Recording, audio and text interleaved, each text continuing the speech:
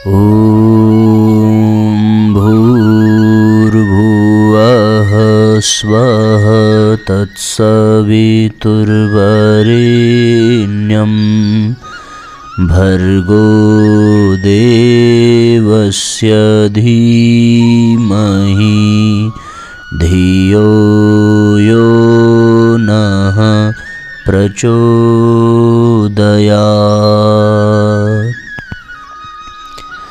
ॐ सद्गुरुचरण कमलेभ्यो नमः। परम पूज्य गुरुदेव परमदनिया माता जी के दिव्य संरक्षण में YouTube के माध्यम से ऑनलाइन दैनिक स्वाध्याय के इस कार्यक्रम में जुड़ने वाले हमारे सभी आत्मीय बंधुओं, शक्ति स्वरूपा माताओं, बहनों, देवतुल्य भाइयों, आज हम सभी आकृति देखकर मनुष्य की पहचान पुस्तक का स्वाध्याय कर रहे हैं। कल इस पुस्तक का शुभारंभ हुआ। कल हमने देखा कि किस तरीके से मनुष्य शारीरिक आकृति को देख करके पहचान सकता है। उसके स्वभाव, उसके प्रारब्ध, उसके संस्कार, उसके व्यवहार से, उसके हाव भाव के अनुसार ही उसके चेहरे की, उसके शरीर की आकृति बनती है, बिगड़ती है। अतः बहुत हद तक मनुष्य के भूतकाल और भविष्यकाल को उसकी आकृति देख करके पहचाना जा सकता है। उसके कुछ विशेष लक्षण, उसमें कुछ विशेष परिवर्तन होते हैं जो इस विधा के जानकार होते हैं वो सहजता से अनुभव कर पाते हैं, जान पाते हैं। प्रत्येक अंग अवयवों को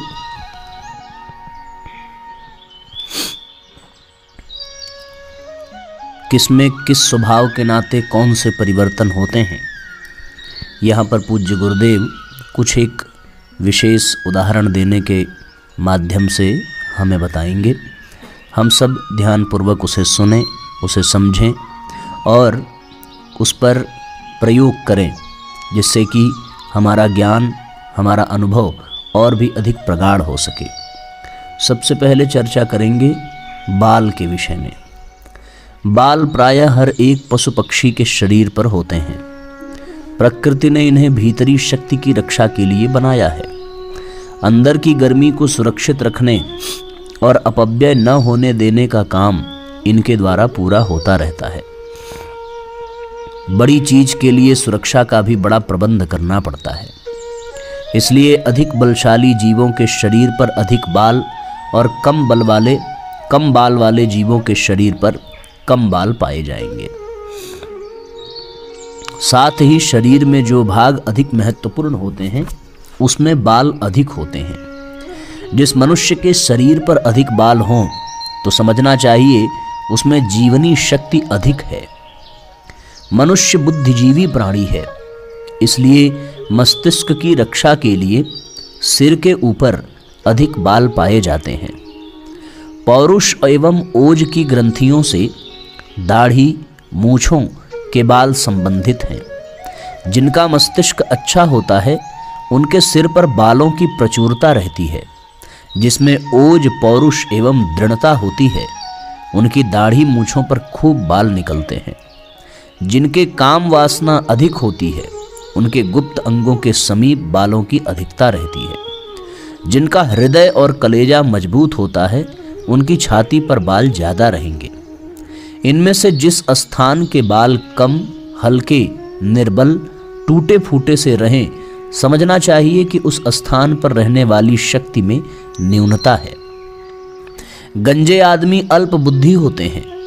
जिसकी दाढ़ी, मूछों पर कम बाल होंगे उसमें बहादुरी, उत्साह तथा पौरुष की कमी रहेगी।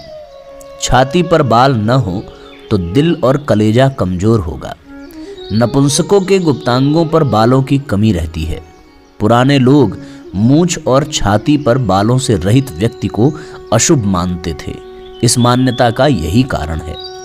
यह प्राचीन विश्वास इसी तथ्य पर निर्भर है कि जो अंग निर्बल होंगे उनका उत्पादन और संरक्षण भी थोड़ा सा ही दिखाई देगा। कड़े, मोटे तथा बड़े बाल जिद्दीपन तथा खूंखार होने के चिन्ह हैं। इसके विपरीत मुलायम और छोटे रोए वाले, समझाने से समझ जाने वाले तथा परिश्रमी होते हैं।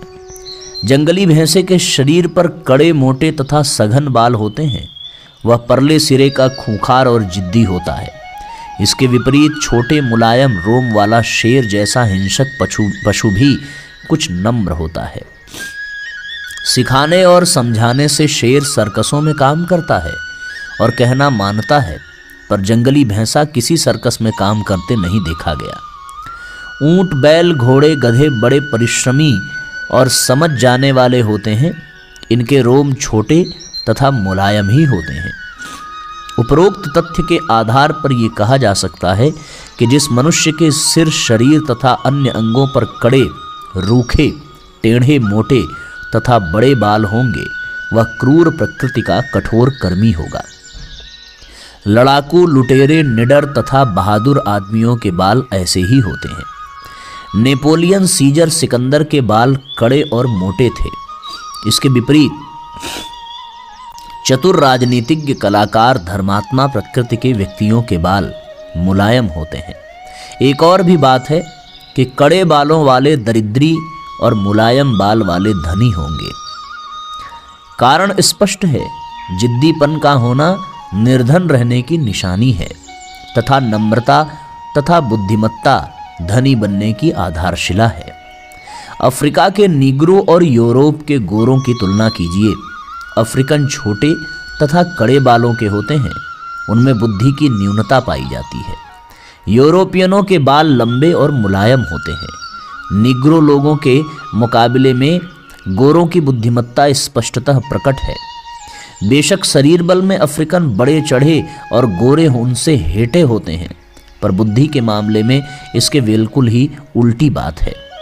इन बातों पर विचार करते हुए हम इस नतीजे पर पहुंचते हैं कि मुलायम, चिकने और कोमल बाल मानसिक उन्नति, विचारशीलता तथा चतुरता प्रकट करते हैं और कड़े, मोटे, खुरदुरे, कटीले बालों से शूरता, अकड़, झगड़ा तथा बौद्धिक निर्बलता प्रकट होती है। काले रंग का रासायनिक विश्लेषण करने से ज्ञात हुआ है कि उसमें लोहे का अंश अधिक होता है। स्याह काले बाल उस मनुष्य के होंगे जिसके रक्त में लौह की मात्रा अधिक होगी। डॉक्टर लोग बताते हैं कि रक्त में लौह की पर्याप्त मात्रा का होना निरोगता तथा बलशालीनता का चिन्ह है।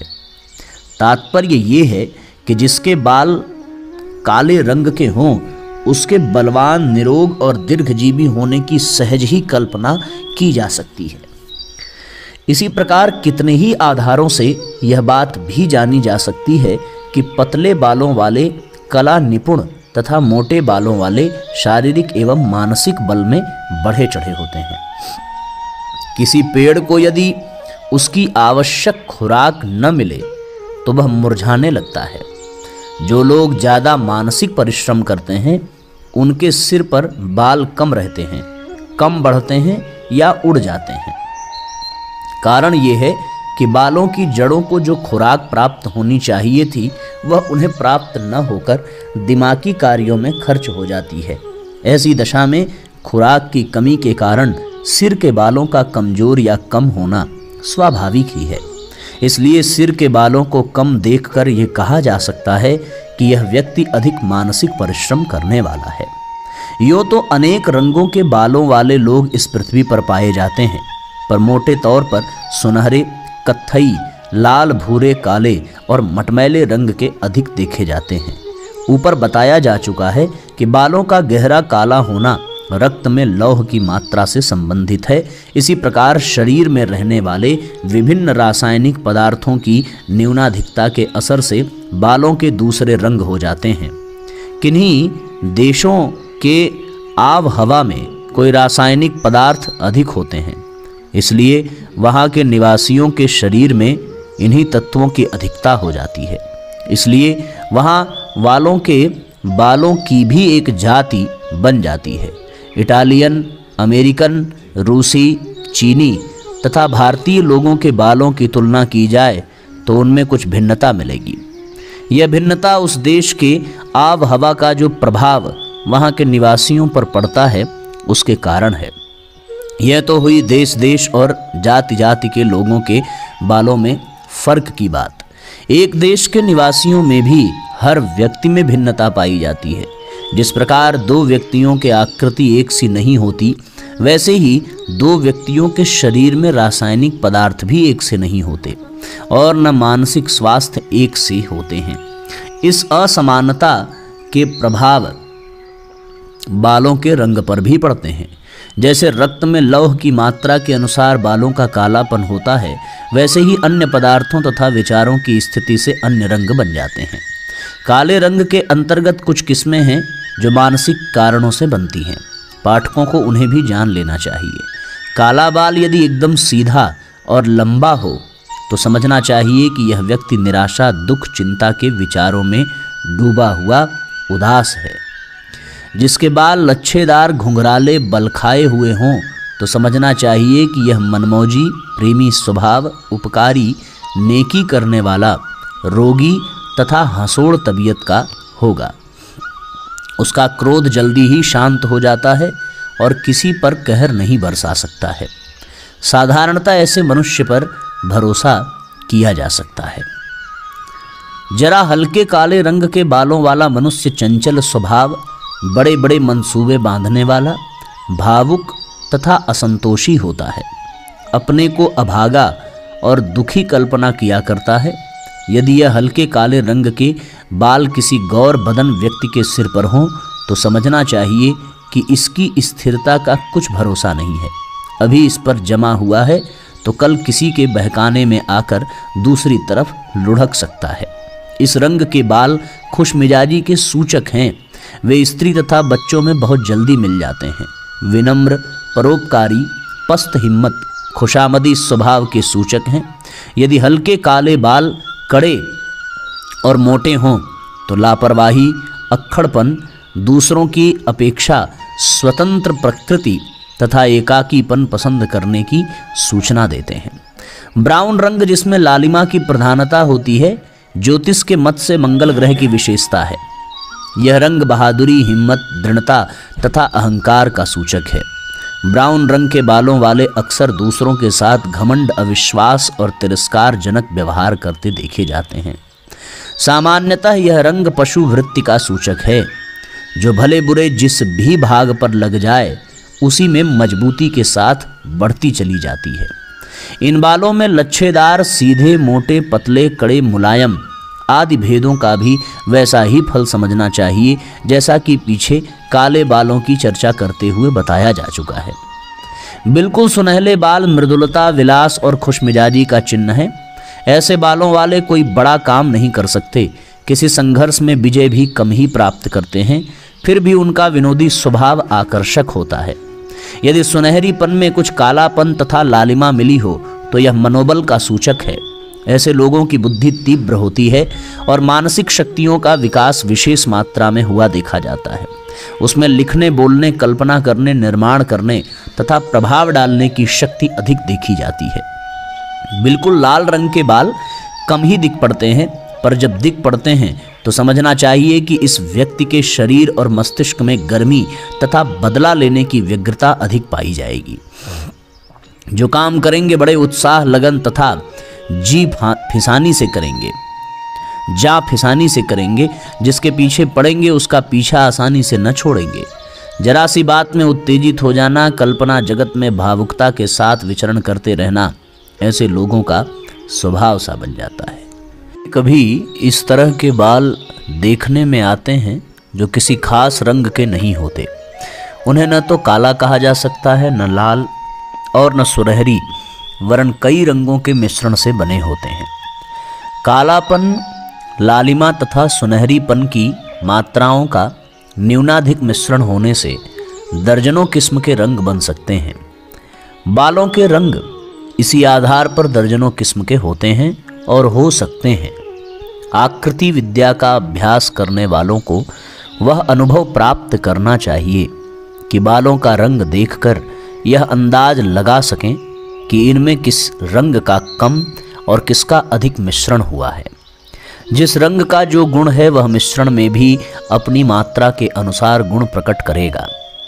जैसे काले रंग में थोड़ा लाल रंग मिला हो तो उस व्यक्ति में काले रंग के गुण अधिक होंगे, साथ ही थोड़ा बहुत लाल रंग का प्रभाव भी दिखाई पड़ेगा।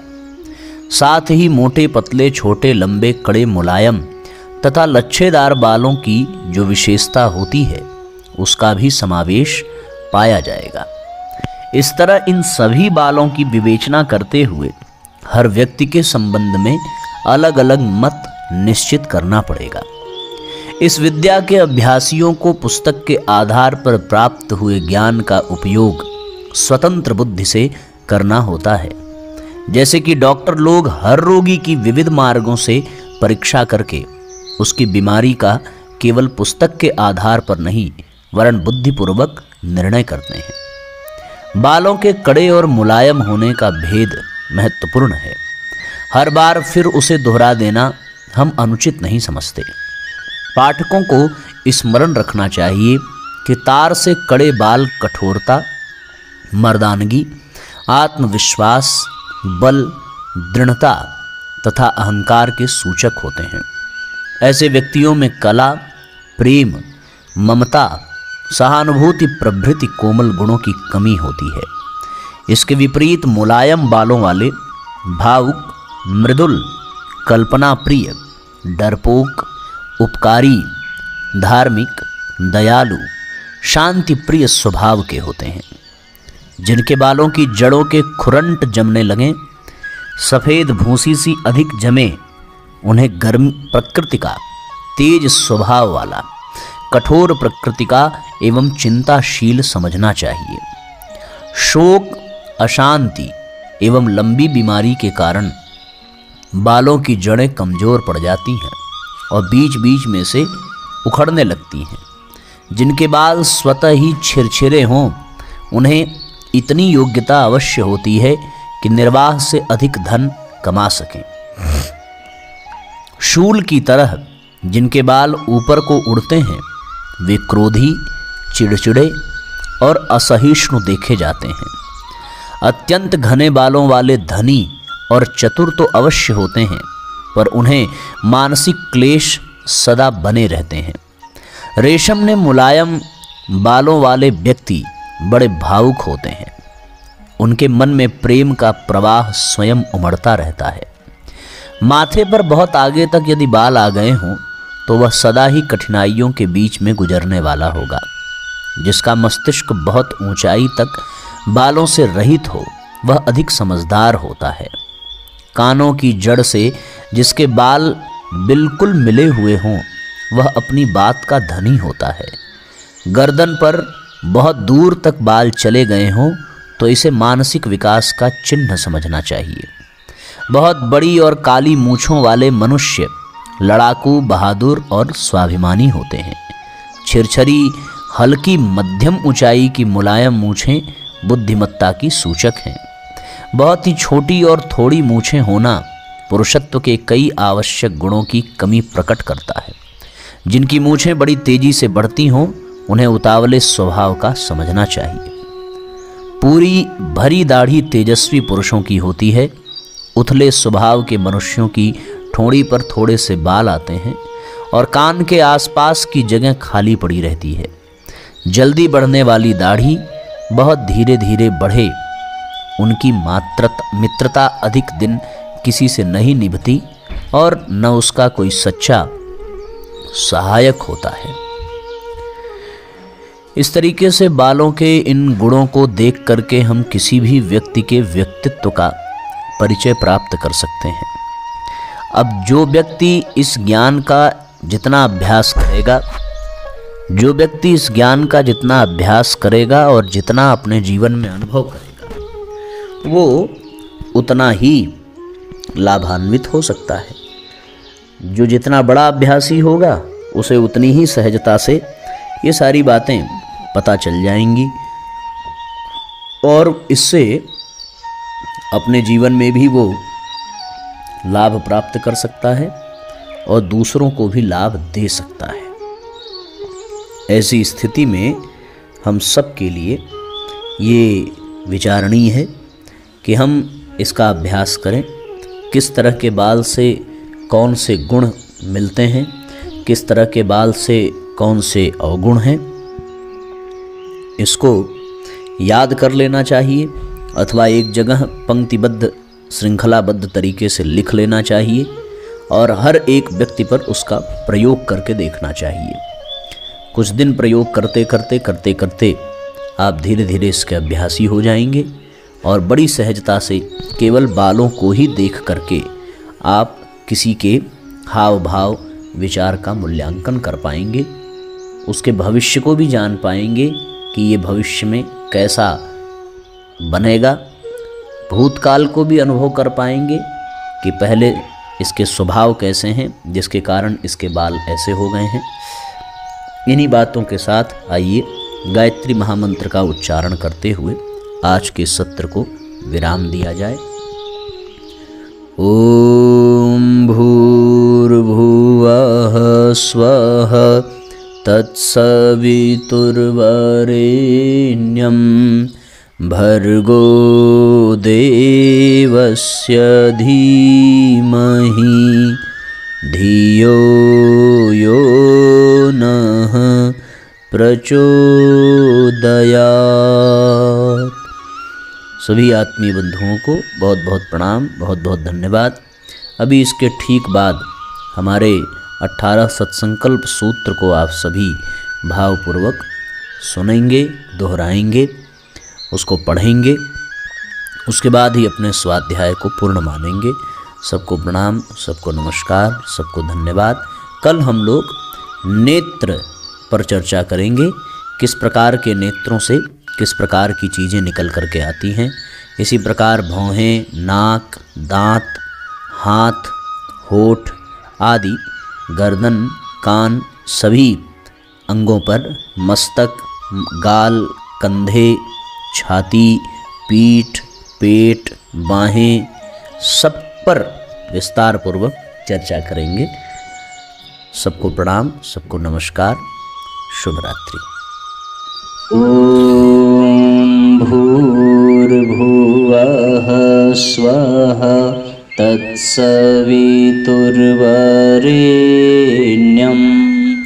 भर्गो देवस्य धीमहि धियो यो नः प्रचोदयात्। हम ईश्वर को सर्वव्यापी न्यायकारी मानकर उसके अनुशासन को अपने जीवन में उतारेंगे।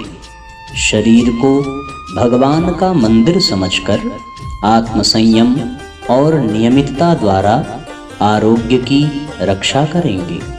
मन को कुविचारों और दुर्भावनाओं से बचाए रखने के लिए स्वाध्याय एवं सत्संग की व्यवस्था रखे रहेंगे।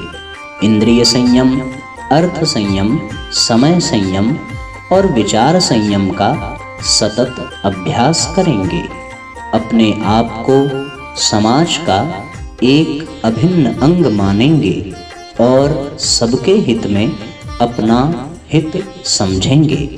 मर्यादाओं को पालेंगे, वर्जनाओं से बचेंगे, नागरिक कर्तव्यों का पालन करेंगे और समाजनिष्ठ बने रहेंगे। समझदारी, ईमानदारी, जिम्मेदारी और बहादुरी को जीवन का एक अविच्छिन्न अंग मानेंगे।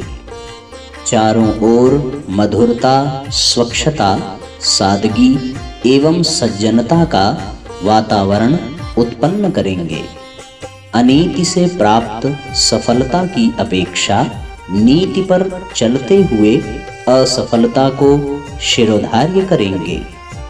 मनुष्य के मूल्यांकन की कसौटी उसकी सफलताओं, योग्यताओं एवं विभूतियों को नहीं, उसके सद्विचारों और सत्कर्मों को मानेंगे।